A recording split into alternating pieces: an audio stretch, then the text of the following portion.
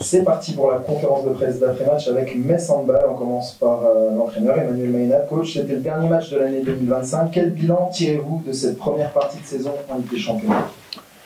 Le bilan est plutôt bon. Alors après, parfois c'est assez facile pour moi de revenir par ici et de paraphraser mon intervention dans le vestiaire, mais on ne doit pas se satisfaire non plus d'avoir perdu une fois, tout en relativisant cette défaite-là et en l'imaginant porteuse d'espoir malgré tout pour la phase retour. Donc voilà, on est assez content. On est à -1 par rapport à Győr, on est à +2 par rapport à Esbjerg. Tout reste à jouer dans la qualification directe en quart de finale. Merci coach, on enchaîne avec la capitaine Sarah Bouktit. Sarah, une seule défaite dans la première partie de saison. Un peu la même question qu'au coach. Quel bilan tu peux en tirer par rapport à cette première partie de saison? Forcément très satisfaite. On n'a qu'une défaite depuis le début de la saison, même si on aurait aimé faire un sans faute comme la saison passée. J'ai envie de dire qu'on rate même une mi-temps au final, parce qu'on est quand même satisfait de notre deuxième mi-temps, mais c'est dommage. Après, on est contente. On a quand même été chercher des points hyper importants à Esbjerg, à Bistrita, qui ont été des matchs, des énormes matchs, et on a su trouver les solutions pour ramener les points. Donc on est encore bien dans la course. On a toujours 2 victoires d'avance sur Esbjerg, donc je pense que c'est de très bon augure pour la suite. Par rapport à ce match, pas aujourd'hui, mais à Győr, est-ce que tu dirais qu'il nous a appris des choses, ce match, et en quoi il va vous servir pour la suite de la saison en Ligue des Champions? Il nous a appris qu'il fallait tirer en haut sur la table du Sako, surtout. Non, il nous a mis en difficulté, mais il nous a appris qu'on avait une belle force de caractère, mais qu'on n'était pas intouchable, et qu'il fallait se rendre compte aussi de notre capacité à gagner des matchs, mais qu'à chaque match on est susceptible de perdre, et qu'il faut toujours faire les efforts. En première mi-temps, on n'a pas fait suffisamment d'efforts, même sur la course, offensivement, défensivement, dans le combat, etc. Donc, en fait, on n'a pas le droit à l'erreur, qu'il faut jamais se relâcher, parce que il y a toujours des adversaires très très forts, que ce soit Győr qui est champion d'Europe, mais que ce soit d'autres équipes en Ligue des Champions ou en championnat, ça revient au même. Donc, qu'on est capable de beaucoup de choses, mais qu'il faut toujours rester concentré. Vous avez fait la pourcentage du début à la fin, forcément ça aide pour votre match, pour le fil du match. Aujourd'hui? Oui. Oui. Pardon. Ouais, on fait un beau début de match. On se fait vite rattraper, mais je pense qu'on joue bien. On a quelques failles défensivement, mais comme Manu l'a dit, il y a Johanna derrière qui fait les arrêts. Donc à la mi-temps, on est un peu devant, pas très loin, mais pas inquiète non plus de notre performance. On sait que physiquement, on en a encore beaucoup. On a une équipe assez complète cette année avec des belles rotations, donc on sait qu'on a encore beaucoup de cartes à jouer et que on tient le match par le bon bout. Donc on a fait juste continuer, on a réglé 2-3 choses défensivement pour prendre moins de buts. Et après, on a remis un peu un coup de boost sur Ventespace. Je pense aussi, j'ai l'impression que vous avez encore monté l'intensité d'un cran sur la deuxième mi-temps ce soir. Ouais, mais surtout parce que je pense qu'en première mi-temps, on n'a pas été à la hauteur de nos habitudes. Pas suffisamment d'impact, de montée inversée, un peu faible dans les duels. Même la pivot, elle a eu plusieurs ballons, chose que d'habitude, il n'y a pas forcément. Donc il fallait juste se ressaisir, se réajuster entre nous aussi, parce qu'il y avait quelques incompréhensions. Et c'est ce qu'on a réussi à faire, donc c'est bien. C'était important de finir en beauté. De belle manière. Oui, c'est sûr. J'avais sorti une stat aux filles sur les derniers matchs de Metz Handball en novembre depuis 10 ans, et le bilan il était énormissime, quoi. Et donc il fallait qu'on reste dans la lignée de ce que les équipes précédentes à Metz Handball avaient fait. C'est quelque chose que vous m'avez déjà entendu dire, mais quand on est à Metz Handball, faire quelque chose que les autres équipes en amont n'ont pas déjà fait, ça devient compliqué. Il y a 60 ans d'histoire, il y a des titres, donc quand tu as la chance de faire au moins aussi bien, il faut le faire, quoi. Donc du coup, on avait envie de gagner comme la plupart des équipes de Metz l'ont fait en novembre depuis bientôt 10 ans. C'est quoi cette stat de novembre? En fait, c'est de dire qu'on doit prendre soin de nous et que l'enjeu, c'est qu'il faut qu'on arrive à gagner le dernier match, parce qu'après derrière tout le monde s'en va. On se va pendant 1 mois et demi. Et donc en fait, concrètement, on avait gagné Crime 2 fois l'année dernière, Crime 2 fois l'année encore avant de partir en novembre. Après, il y avait eu Savehof, après il y avait eu un match contre FTC, il y avait une victoire contre Odense, il y avait eu une victoire contre Budugnost. Bref, il y avait eu plein de moments comme ça, assez intéressants, pour se quitter. Donc je pense que c'est parfois important de savoir aussi prendre soin de soi. Je ne pense pas que Léna et Sarah auraient pensé d'ici 15 jours à cette défaite-là. Moi j'aurais pensé, ça me ferait rester là, et peut-être que les filles qui seraient restées sur place auraient subi un peu ça. Mais surtout la reprise d'activité collective en décembre sûrement qui aurait été impactée par cette défaite-là. Donc c'était important qu'on puisse se quitter de la meilleure des façons possibles. Et Sarah l'a dit, la première mi-temps elle est bonne. Hein. Après il faut accepter qu'il y a un adversaire qui joue aussi au handball, qui met du rythme. On aurait pu être peut-être un -2, -3 sans les arrêts de Johanna, je pense. Voilà, il fallait qu'on arrive à réguler 3 petites choses, ce qui a été fait en deuxième, donc on est assez content de ça. C'est une équipe qui est assez accrocheuse depuis le début de saison, qui a connu assez peu de gros écarts finalement. C'est quelque chose qu'on a ressenti aussi sur ce match-là. Quel a été pour toi vraiment le moment de bascule? Tu as dit les arrêts de Johanna, mais est-ce que sur le terrain, c'est autre chose? Ouais, je l'ai senti en deuxième, assez vite dans la deuxième. Mais tu as raison, vous avez raison, c'est une équipe qui s'accroche, qui a perdu De Geur assez peu à domicile, qui a perdu Esberg en menant tout le match, et je me dis, ça aurait pu faire une énorme bascule pour nous si l'aventure elle avait été au bout. En deuxième mi-temps, je sens que très vite, physiquement, on est bien, on est un peu mieux peut-être.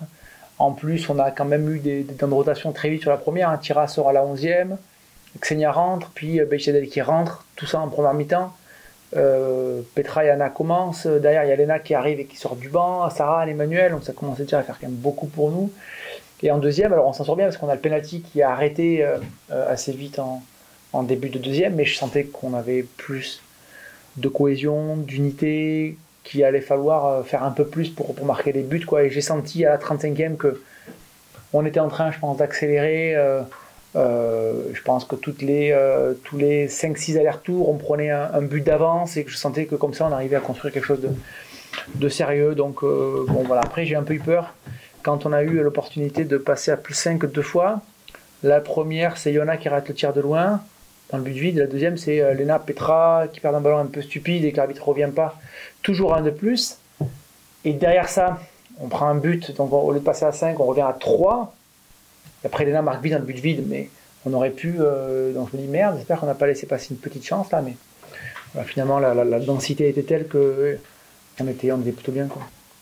Toi qui as eu le chiffre des stats, elle te dit quoi cette série en cours de 18 tours de Rennes? Qu'est-ce que ça signifie pour toi?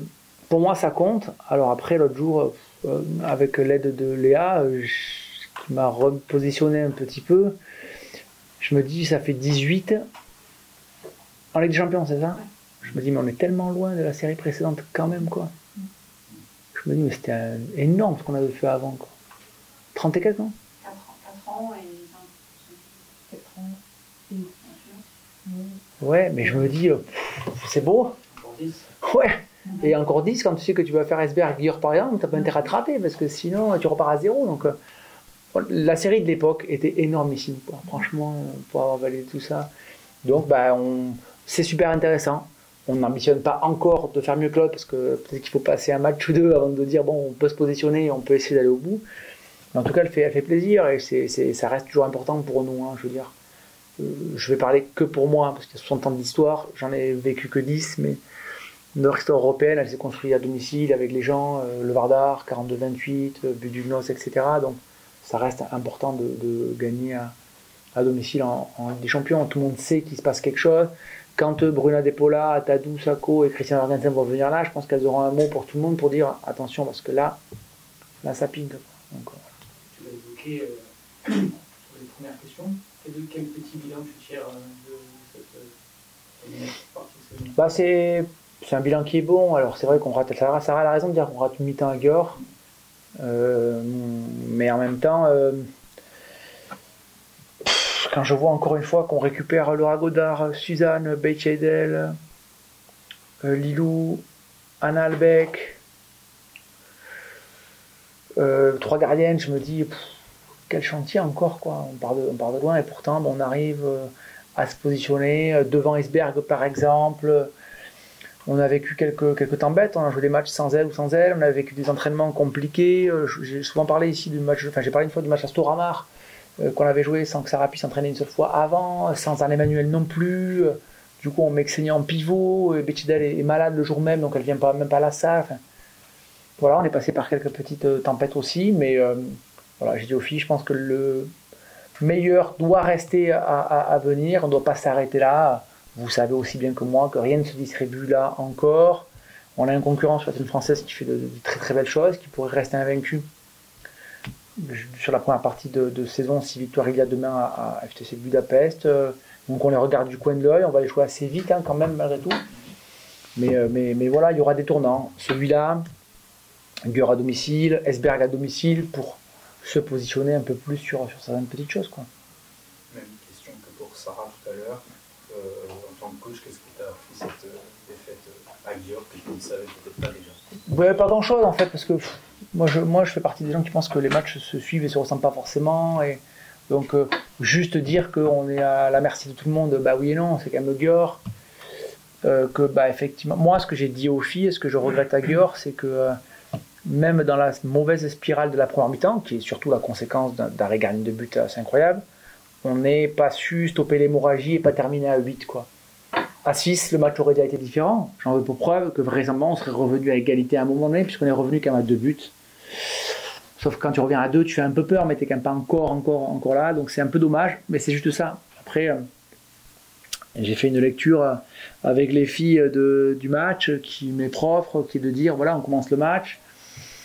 Très vite, Lucie rate une contre-attaque, on prend un but derrière, on est à 1-0 pour elle, on aurait pu être à 1-1.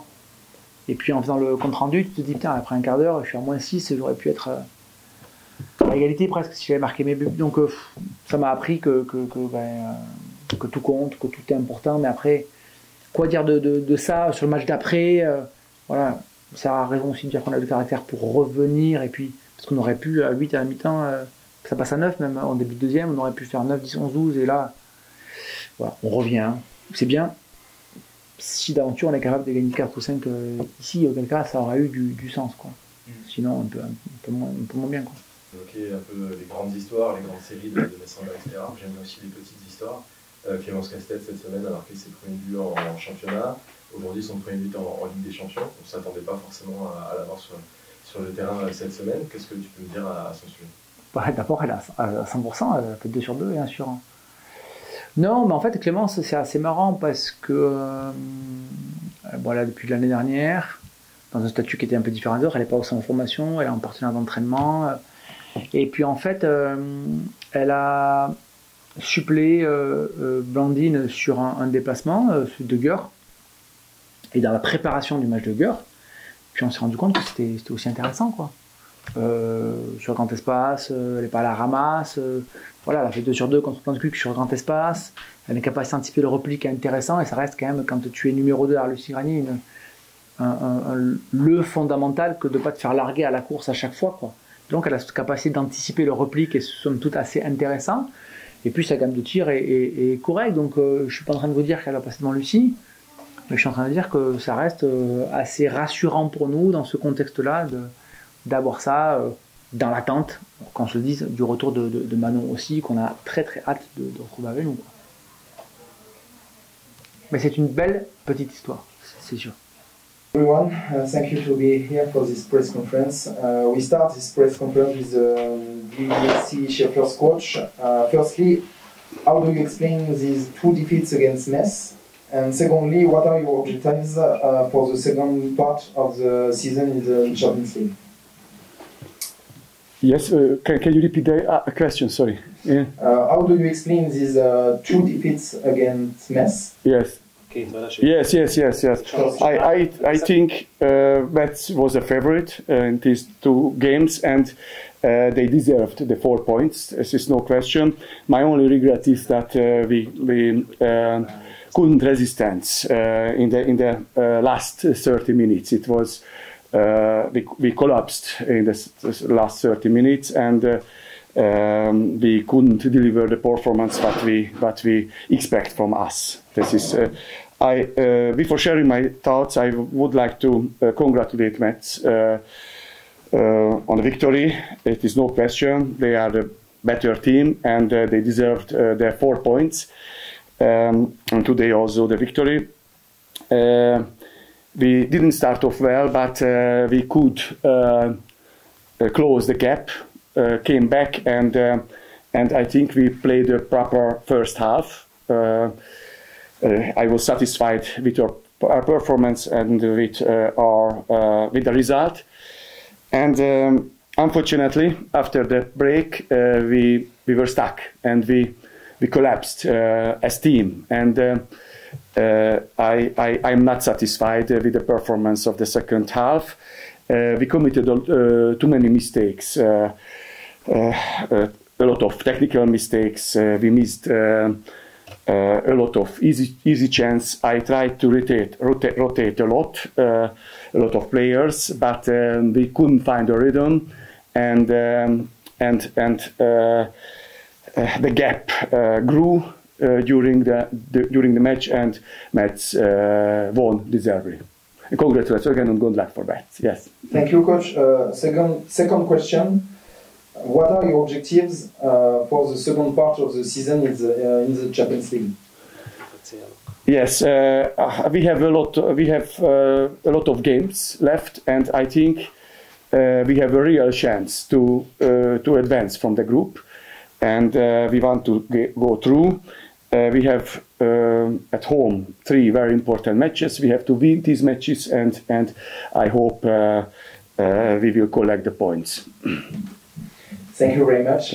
We continue with the DVSC Sheffield player, Kata Yuar. I'm sorry for the pronunciation. What did you think about your 2 last matches against Metz? I will translate because he is going to speak Hungarian, okay? I will translate it. Okay. Thank you. Hogy mit gondolsz a Metz elleni 2 meccsen elkövetett játékodról? Mennyire vagy elégedett ezzel? Én megpróbáltam a 100%-ot kihozni, amit tudok. Védekezésben próbáltam keményen és a Zoli kéréseit teljesíteni, hogy agresszívan védekezzünk, támadásban meg próbáltam segíteni a játékosaimnak a helyzetét, és magamnak teremteni helyzetet. Okay, I tried to do my best. Of course, in defense, I tried to be as hard as possible and keep the advices from the bench. And in attack, I need space, of course, to score goals and try to do some space for myself and help for my teammates during the attack. Thank you very much. Have a nice evening. Thank you. Have a nice evening. Yes.